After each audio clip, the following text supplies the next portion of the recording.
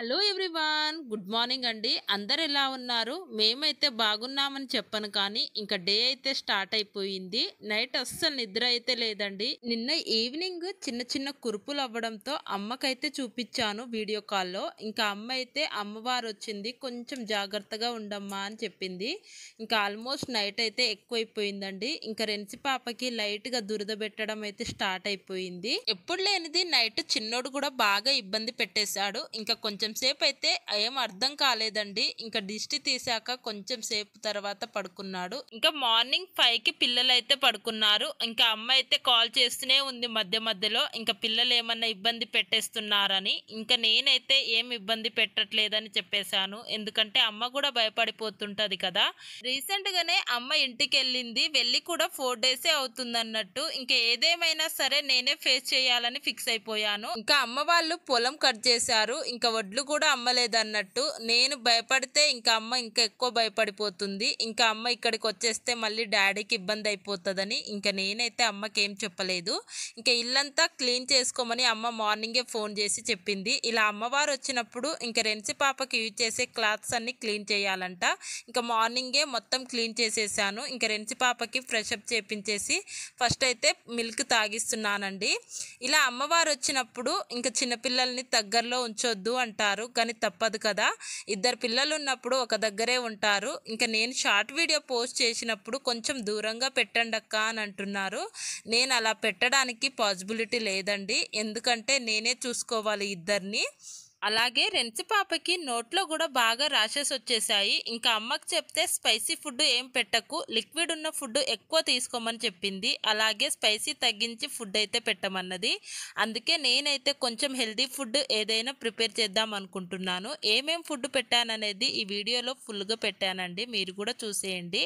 మీ పిల్లలకి ఇలా వచ్చినప్పుడు కొంచెం మీకు కూడా యూజ్ అవుతుందని. ఇలా అమ్మవారు వచ్చినప్పుడు కొన్ని ఫార్మాలిటీస్ ఉంటాయంట, అవన్నీ వింటే మనమైతే పాటించలేము. అవన్నీ పాటించకపోయినా కొన్ని అయితే పాటిద్దాం అనుకున్నాను. అమ్మ ఫోన్ చేసి ఇంకా వేపాకైతే కంపల్సరీ తీసుకురమ్మని చెప్పింది. ఇంకా వేపాకైతే మా ఆయన అయితే తీసుకొచ్చేసారండి మార్నింగే. అవి క్లీన్ చేసి బయట పెట్టేశాను. ఇప్పుడు టైం అయితే 9 అయిపోయిందండి. ఇప్పటికి లేసాడన్నట్టు మా చిన్నోడు. ఇంకా వాడికి స్ప్రెడ్ అయిపోతుందేమోనని కొంచెం భయం అయితే ఉంది, కానీ ఏం చేస్తాం, అంతా దేవుని మీద భారం వేయాల్సిందే. ఇంకా మార్నింగ్ అయితే ఇలా ఎండకి కంపల్సరీ ఎవ్రీడే పెడతానన్నట్టు.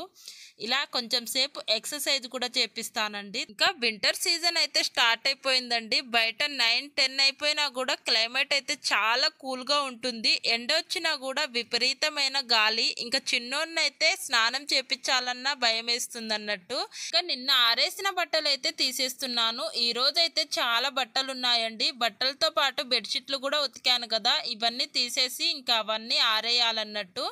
ఈ రోజు అయితే చాలా వర్క్ ఉందండి. డే అంతా వర్కే చేసుకుంటూ ఉండాలనుకుంటా. ఇంకా చిన్నోడిని అయితే మసాజ్ చేసి పడుకోబెట్టేశాను. ఇంకా రెన్సి పాప అయితే టీవీ చూస్తుంది. ఇప్పటికైతే ఏం ఇబ్బంది పెట్టట్లేదండి. మార్నింగ్ లేచినప్పటి నుంచి కొంచెం యాక్టివ్గానే ఉంది.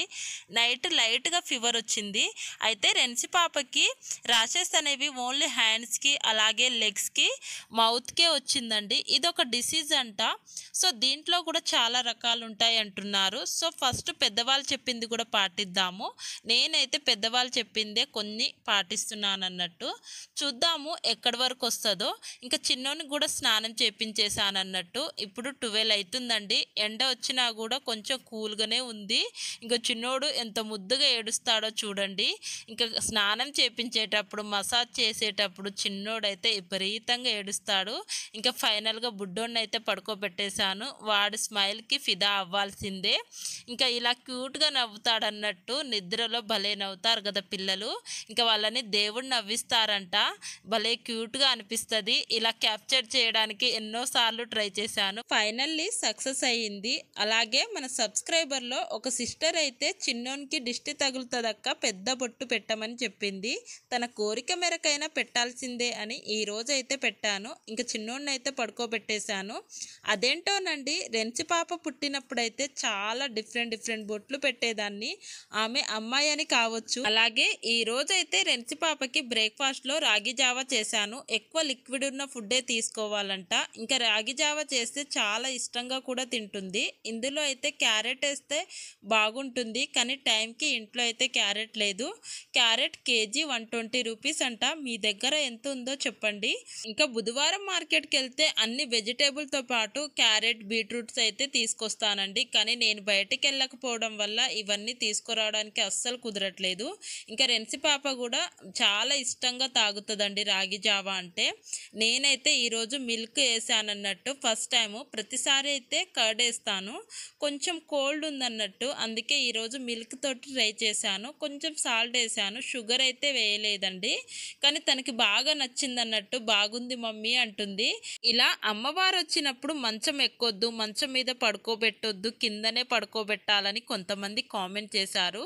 అవన్నీ పాసిబిలిటీ అయితే అవ్వదండి పిల్లల విషయంలో. పెద్దవాళ్ళం అంటే ఒక దగ్గర కూర్చోమంటే కూర్చోగలుగుతారు, కానీ చిన్నపిల్లలు అస్సలు మాట వినరు. అందులో మా రెన్సి పాప అల్లరికి అస్సలు భరించలేము. ఇంకా తన అస్సలు మాట వినదన్నట్టు. ఇంకా మధ్యాహ్నం అయితే ఇలా లంచ్లో ఇలా దాల్ రైస్ అయితే చేశాను. ఇలా లూజ్ కన్సిస్టెన్సీలో చేస్తే తాగడానికి ఈజీగా ఉంటుంది, కానీ మిస్టేక్లో కొంచెం కారం వేసేసాను. అలవాట్లో పొరపాటు అయిపోయింది. రెన్సి పాపకి నోట్లో కూడా ర్యాషెస్ ఉన్నాయి కదా, ఇంకా తినడానికి చాలా ఇబ్బంది పడిపోయింది. నాకే బాధ అనిపించింది అన్నట్టు. ఇంకా తర్వాత కర్డ్ వేస్తానంటే ఇంకా తను వేయించుకుందన్నట్టు. ఇంకా అప్పుడైతే కొంచెం తిన్నదండి. ఇంకా నేను కూడా తర్వాత హ్యాపీగా ఫీల్ అయ్యాను. ఇంకా చేసినాక తను తినకపోతే మనకు కూడా బాధ అనిపిస్తుంది కదా. ఇంకా అసలుకే తను కొంచెం హెల్దీగా ఉండాలి. ఇలాంటి టైంలో కంపల్సరీ ఫుడ్ అయితే తీసుకోవాలి. ఇంకా థ్యాంక్ గాడ్ అనే చెప్పొచ్చు.